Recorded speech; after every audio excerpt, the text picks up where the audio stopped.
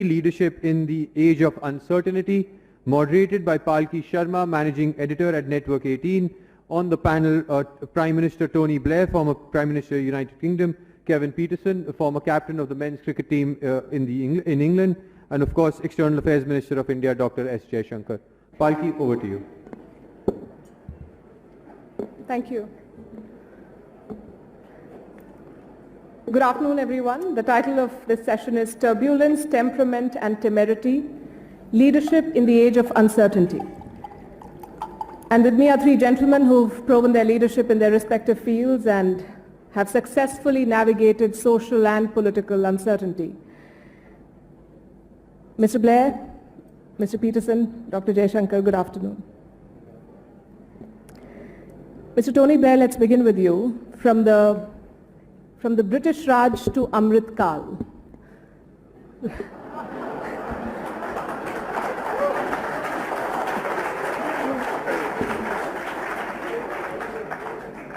Thank you. From the British Raj to Amrit Kal, we're talking about two different worlds connected by cricket. The world has changed and cricket has changed. What sort of parallels and divergences do you see? Right, well, thank you, Palki, for that introduction. And can I say, first of all, it's a great pleasure to be here again. Great pleasure to be with my good friend, Jaishankar, some of whom I have enormous respect, and to see Kevin again after quite a long time. The last time I saw him was when I welcomed him and the English team into Downing Street after they won the Ashes in 2005, yep. Where I've just said to Kevin, he was easily the most sober person in that team. The best actor. That's what it was. So look, I think the change that's happening in the world today is, people talk about whether power's shifting east. I think it's not so much shifting as today power is going to be shared. Right?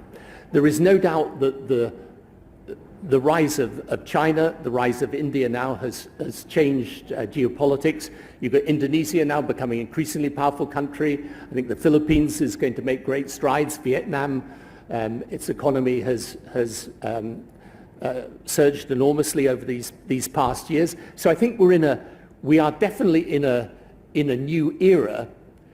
But I think there are several things that are interesting about it that need reflecting.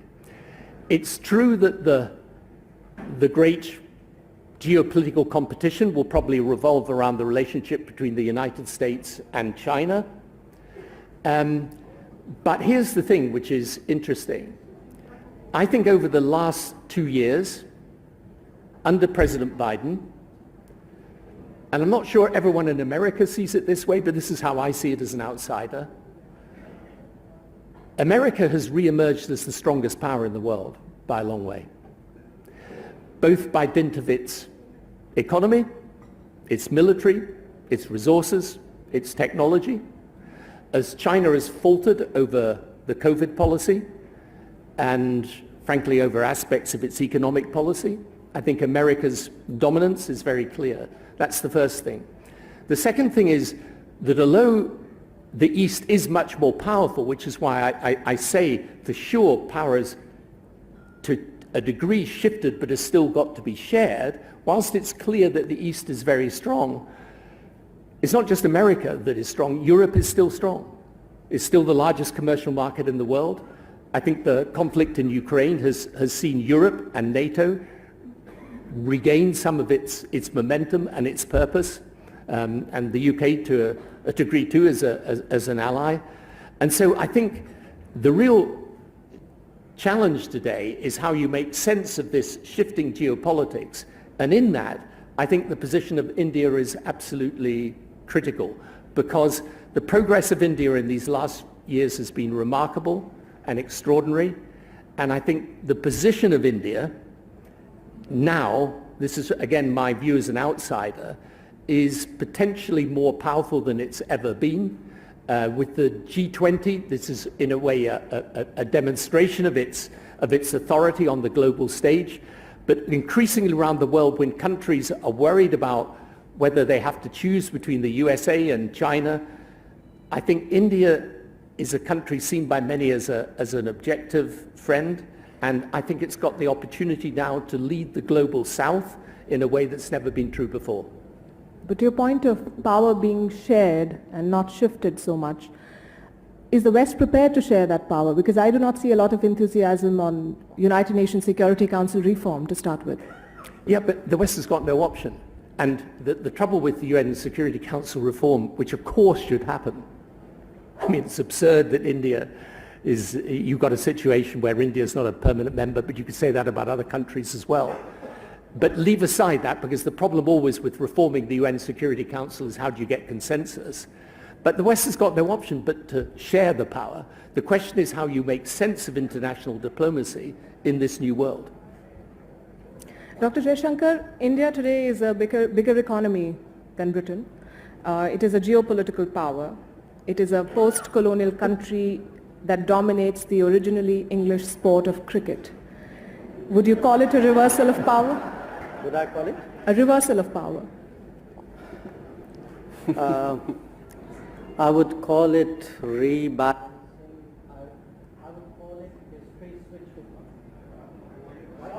Your sound, I don't think your sound. Yeah, I said I would call it rebalancing, but I would also say this is history which is switch hitting. It's hitting the other way, right? Not far wrong. But seriously, in history, you have these ups and downs. It's not often that actually countries get a second or a third bite of the apple. I think India today is in a very unusual position that it is once more very decisively upwardly mobile, which a lot of other civilizational states, barring one actually, are not anymore in a position to do. Where the UK is concerned, I think it's a very complex relationship. I mean, there's a lot. The most popular film in India last year was a film called RRR, and this had to do with the British era. And just I'm trying to put it delicately, you weren't the nice guys in the movie. So the reason I said... Can I sit here as a South African? Yeah, no. Please.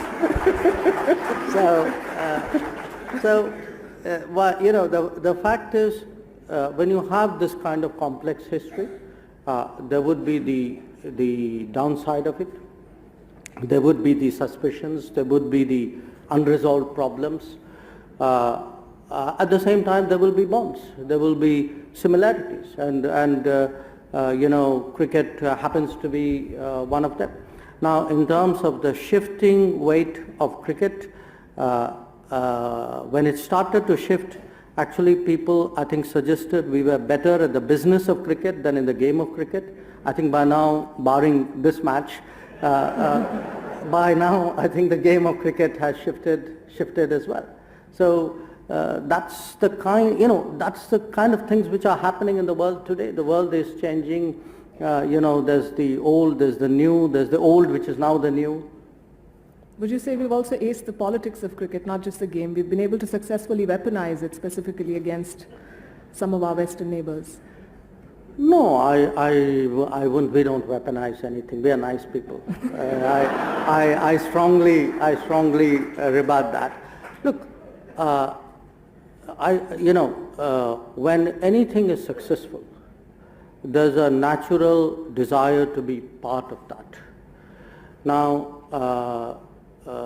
it's understandable, but if you want to be part of what is good, what is decent, what is doing well in the world, then it's also expected that the rest of your behavioral pattern would reflect that.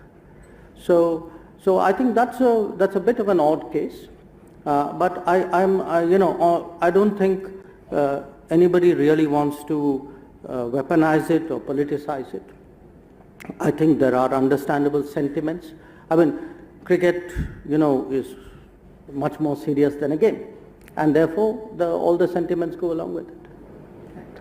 Kevin Peterson, the game of cricket was introduced to India by some British traders back in the 18th century or the beginning of the 18th century. Today, India ranks higher than England in the ICC and higher than South Africa. How do you see this journey, India's journey, both on the cricket pitch and the geopolitical arena? Yeah, I mean, a fascinating debate, and thank you so much for bringing me to India again. It is a place that I love. I've been coming here for 20 years now, and the country just keeps getting better and better. I think with the world and where the world is at the moment, cricket or sport can be the one that sort of unifies the world. I think talking about South Africa, we saw what happened to South Africa in 1995 when South Africa won the Rugby World Cup, and what sport did for South Africa. You saw what it did again a couple of years ago when South Africa won, and Siya Kolisi gave that whole speech. And I will reference rugby, but then I'll also reference the opportunity within sport and how that can be a leader in the sort of tumultuous world that we're living in at the moment. There's conflict everywhere. I sit here as an ex-sportsman. I sit here as a father of 2 children. And I was just speaking to Tony just in the back of the hall there about where the world is at and where we see the world. And as Joe Public, the world is actually a very scary place for us. And so for me sitting here now just trying to understand so many different opinions, you hear Russia speak only an hour or so ago, you then hear the gentleman last night, you hear Bill Gates talking about certain ways the world's going. I can just say from my side that the world for Joe Public is a very scary place. Digitally, scary. The war, scary. Pandemics, future pandemics, scary. So when we talk about cricket and we talk about that opportunity to unite, sport should be used. Sport can be used. The relationships between England and India, I mean, I was one of the first guys that broke away from England and had that sort of separation from the national side because of my affiliation with India and the IPL and the start of the IPL. You now have a look at the world of cricket that we're talking about. All the players from all around the world, friendships, almost homes here in this beautiful country. That's what cricket has done. English players, great friendships with Indian players. Indian players have great friendships with English players, with players from the Caribbean. Australian players. I know you guys are playing in a huge series at the moment against Australia. During, before and after those games, the friendships are rife. And so I think that sport can be used in some sort of fashion to be able to try and mend it. Cricket's an issue because China and America don't play cricket.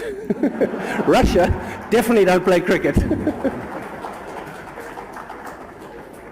Interesting you say that, because you're also the one who's highlighted politics in the boardroom and the dressing room, and you've written about it. And how did that impact you as a player? How did it impact your game and your idea of what it takes to be a leader? Yeah, I don't think, I mean, on the flip side, I don't think politics should merge with sport in a manner where it picks teams and it favors different people. But I actually think the world has changed a lot since I wrote that book. And I actually think that right now, any opportunity to unify and to unite, whether it's countries, whether it's people, I think it needs to happen. The world has changed so much. I mean, we've just been through a pandemic. The last couple of years have been chaos for all of us. So if there are new opportunities and we need to change the way that we think, I think now is the right time to do it. And if cricket in this conversation is something that can be used, or sport is a conversation that can be used, why can't we use it? Sure. Dr. Jaishankar, from honorable rivalries to now very vicious personal attacks, would you say sledging both in cricket and in politics has become par for the course? The personal attacks was the politics or the cricket? But anyway, I know the answer. Now look, you know, if I could just pick up on something which Kevin said. He spoke about sports, cricket specifically, as a way of bonding, of uniting. I also look at it in a slightly different way. I mean, think of us, we're from the world of sports, from the world of politics, from the world of diplomacy, and what is common amongst the three of us? All of them are extremely competitive activities. So at the end of the day, sports or politics or diplomacy are ways of taking your competitive spirit into a particular domain.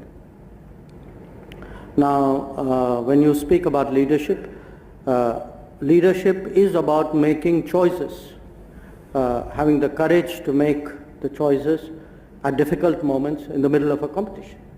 And, in anything which any of us would have done, a large part of it is drilling for it on a regular basis, the sort of, I would say, the going to the nets which you would do in every business or as a regular routine, but also the mental strength and the experience and and sometimes the innate talent to take the tough calls at the right time.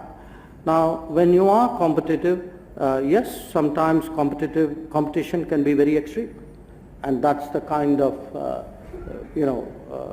situation you are talking about. It will happen because not everybody would play by the rules. Not everybody, sometimes it could be temperament, sometimes it could be the compulsions of a situation. It can happen. But I would say, in my own way of working, I think if I have colleagues in the room, they would bear me out. I often, in diplomacy or in strategizing, use cricket analogies. I would say I would take a particular match or a particular player and use that to get across to them that that's what I expect, or that's what I think we should do, or that's a kind of risk we should take. And in all of this, one has to plan for the fact that there will always be sledging, there will always be something beyond the rules, something from as they say in another continent which doesn't play cricket, from the left field. Right. I want to quote from what Mike Pompeo recently said about you in his book. He called you, and I'm quoting, a professional, rational and a fierce defender of his boss and his country. And since you believe in cricket analogies, with a captain like Prime Minister Modi, how do you really set your field? Do you play an aggressive game and close in on the batsmen, or do you focus more on guarding the boundaries mostly? Well, I think with Prime Minister Modi, with Captain Modi, there's a lot of net practice. I mean, the net practice starts at 6 o'clock in the morning and goes on till fairly late. But again, there's also, and I'm sure Kevin would agree, I mean, if you have a particular bowler who you trust in or you've seen perform, you would give them the latitude. You throw the ball to them at the right moment. You would trust them to deal with that particular situation. And I think in that sense, Captain Modi does give his bowlers a certain amount of freedom. I mean, he expects you to take that wicket if he gives you the chance to do it. But I would also say some of it is watching the difficult decisions being taken. Kevin was speaking about the pandemic. I mean, all of us, if we look back at the last 3 years, the decision to lock down was a very, very tough decision. But it had to be taken at that point of time, and if we now look back, what would have happened if we had not taken that decision? The decision to actually push the vaccines in the manner, the vaccine production in the manner in which it was done, because it's something which most people naturally wouldn't know. One of the reasons why Tony and I have been so closely in touch was through the pandemic we were working the raw materials flow for the AstraZeneca, for the Covishield vaccine. To have the confidence to be able to devised a program to vaccinate so much people. Or even, I would say, the call to send vaccines abroad. There was a lot of questioning of that. I mean, today, everybody says, yes, great idea, we gave vaccines to 100 countries. And it was a tough call, because at that time, remember, so to me, a lot of, whether it's sports, any competitive situation, is that willingness to take the difficult calls, stand by those calls, give your people the confidence that you will stand by them when they take the risks. This is all about competition and leadership. Mr. Blair, I want to talk about the tough calls. I'm sure you relate to that. And also now, especially when it appears more players are not playing by the rules around you, and B, you are constantly being questioned because, the old boys clubs are over and done with. This is the age of social media. How does it sort of impact leadership when you have to respond to the persistent questioning and demands of the millions on your feed and the billions on the street? Yeah, so I'm glad you didn't ask me to comment on the cricket, since I've been out of my depth on that one. And by the way, you did ask actually, and I didn't respond, about the UK-India relationship. It's a great relationship for the future today. And although he's not in my politics, there's a guy in Downing Street today that I think has some Indian connection. So that's a demonstration, by the way, I hope, of the open-mindedness of my country as well, which is a good thing to say. So you asked about leadership. Look, the thing about leadership in an era of social media is it's just got a lot more tough. Okay, because the thing about social media is it's frankly a plague on politics, really, because it's the platform for the loudmouth. I mean, in the end, I'm going to offend some people here, but I'm sorry, but the fact is, one of the first lessons of leadership is to understand that those that shout loudest don't deserve to be heard most. Right? Unfortunately, social media, that's where they're shouting loudest. And so leadership's been the same since time immemorial. Leaders step up when others step back. Leaders are prepared to take responsibility and take decisions. And most of all, leaders know that criticism comes with the job. I always say to people, if you don't want criticism, don't become a leader.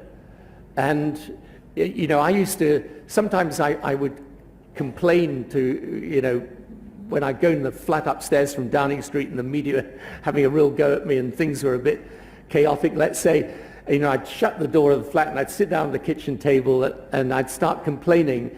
And my wife would always say to me, stop whinging, it's voluntary. And, she was right. No one told you to go and become a leader. But if you're going to become a leader, understand that the essence of leadership is taking responsibility and being able to face the criticism. And there's one other thing, by the way, that good leaders do, and here I think cricket is a useful analogy. A good leader picks a good team. There you are. Absolutely.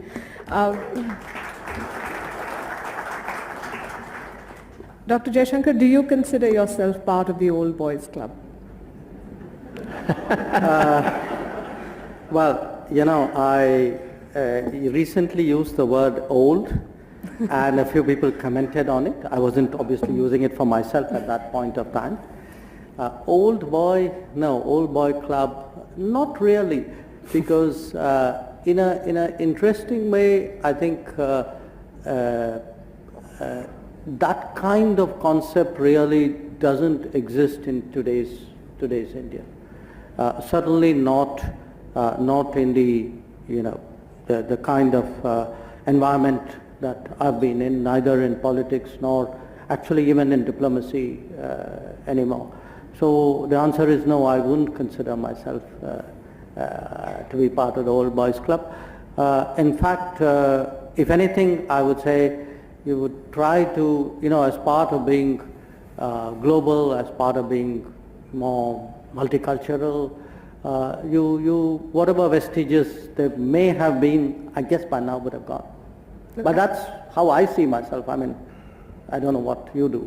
I've always wanted to ask you this question. How did the transformation from a diligent diplomat to a rock star neta come about? I mean, you're being quoted by the German Chancellor. Meme makers are going through your speeches to look for content. Did you think foreign policy is going to become so popular in India when they say foreign policy does not win elections? This immense interest.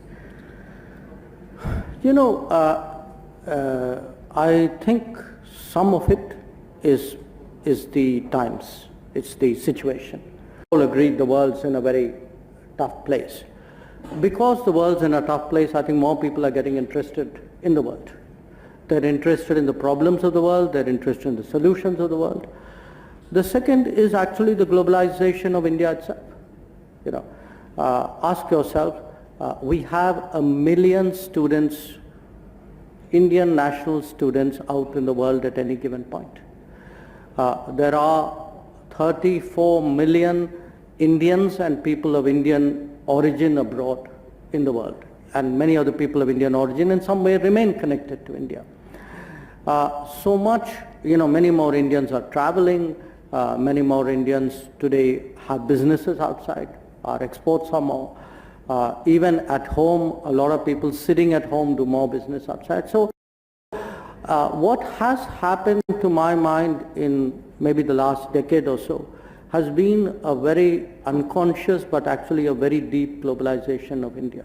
And therefore young people especially, but not only young people, I think take much more interest in the world than they used to. Now when they take interest in the world, you know, I guess they would like to see, you know, like a cricket team, you would like to see, you know, people out there go and perform well. You know, you don't only want to win matches at home, you want to win matches abroad as well. Indeed, we do. Kevin Peterson, you've been described as and I'm quoting, a maverick genius who refused to fit in and had to pay the price for it. Is that how you see your journey? And what does it really take to be an outlier in a world that is increasingly being led by people who depend on data crunchers, who depend on processes and systems, and not always their gut feeling?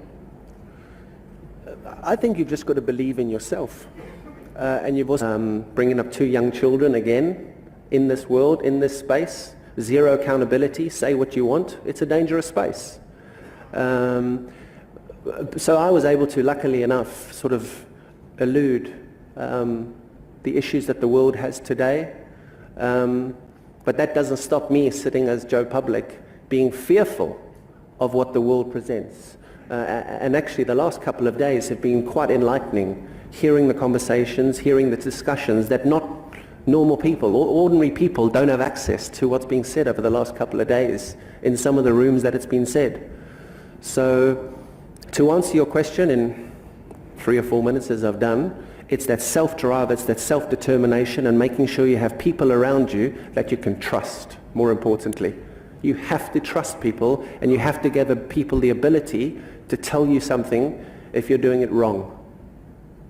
Mr. Blair, is that how you see social media as a necessary evil, which has clearly changed the rules of engagement between leaders and their constituencies?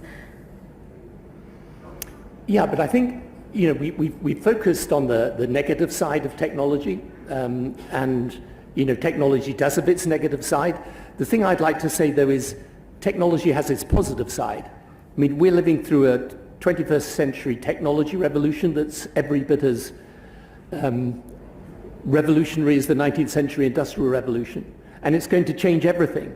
And basically, one of the great challenges of leadership today in politics is how do you harness the opportunities of that technology revolution? Because AI, cloud computing, bioscience, everything is going to change. The way we live, the way we work, the way we think and interact with each other. And the biggest challenge, in my view, is that the policymakers and the change makers are often in 2 different rooms not talking to each other. And they need to talk to each other. And the problem, when you're from an older generation, I'm definitely from the older generation, is that, you know, technology's tough. I mean, I had to speak at a conference the other day on cryptocurrency.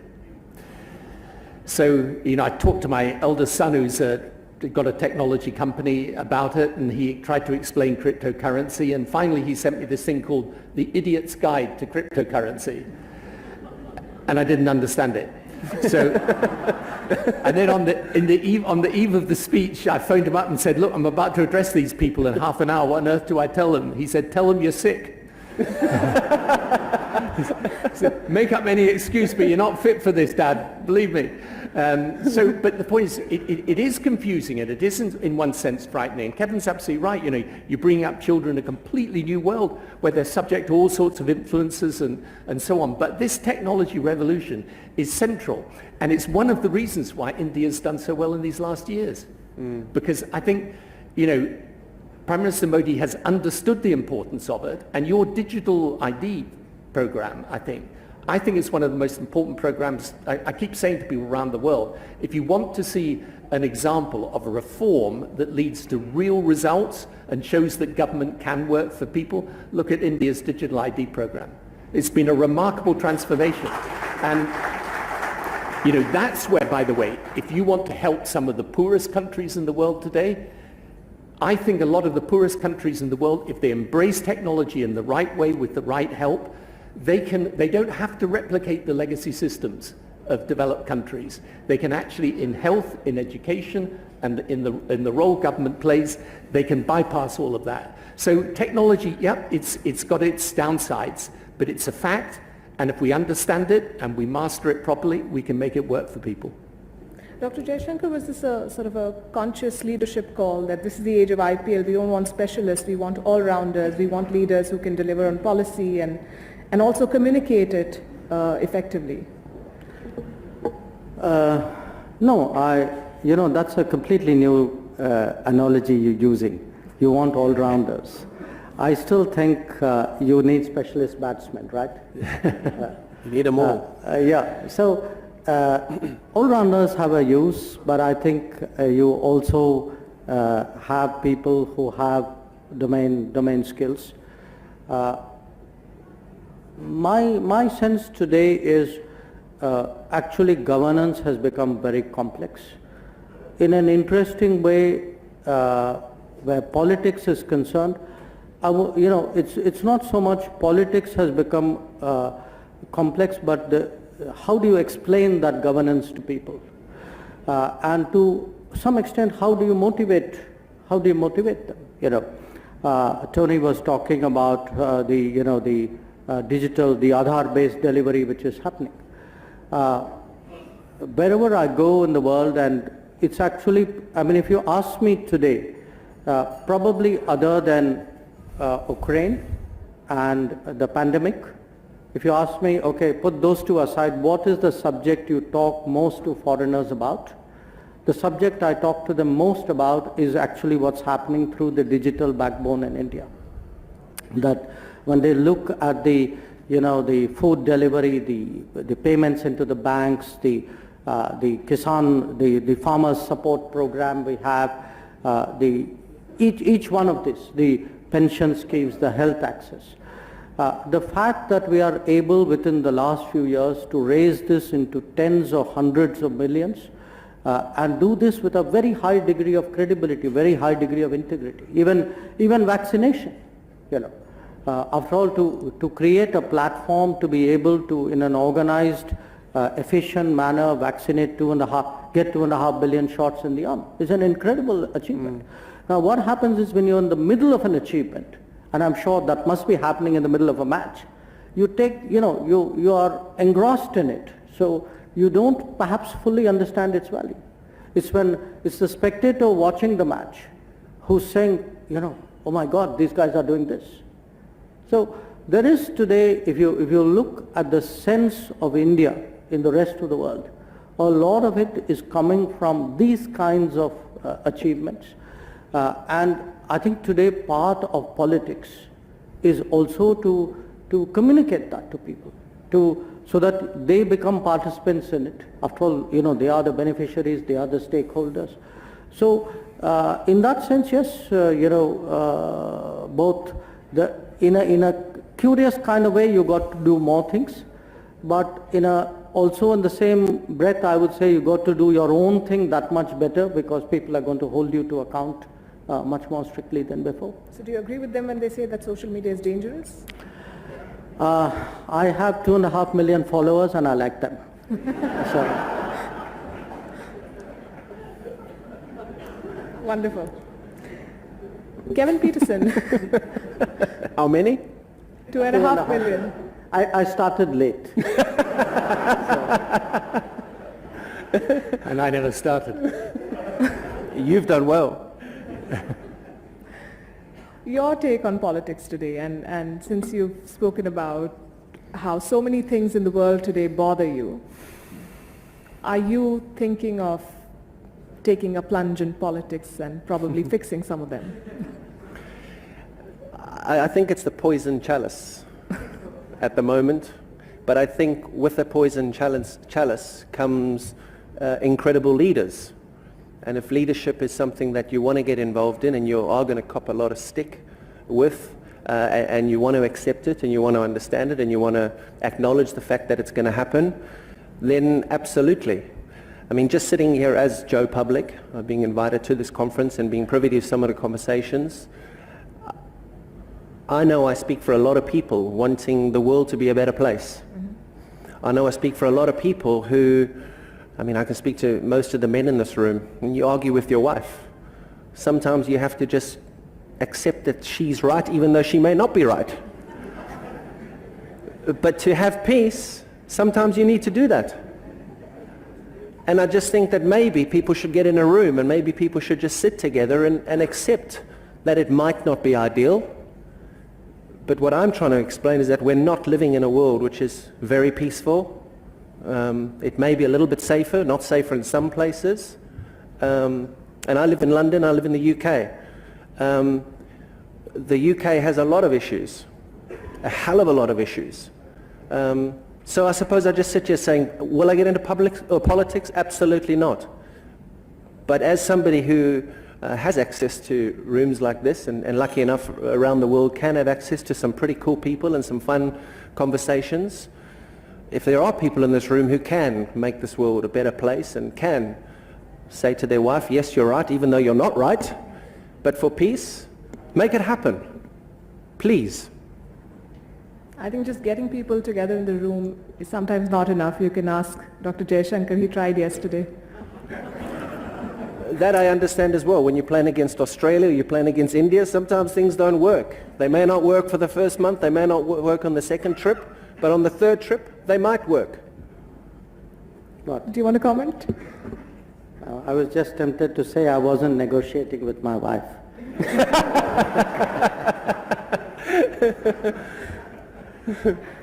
Right. I'm not sure if you're supposed to take audience questions. No? Okay. Okay. So I'm going to thank you all for your comments, and I'm sure your words will inspire many and will give guidelines for leaders of the future. Thank you very much, and all the best. Thank you. Now, we have a special token for all of you. Since we were talking cricket, we are going to give you a straight bat. So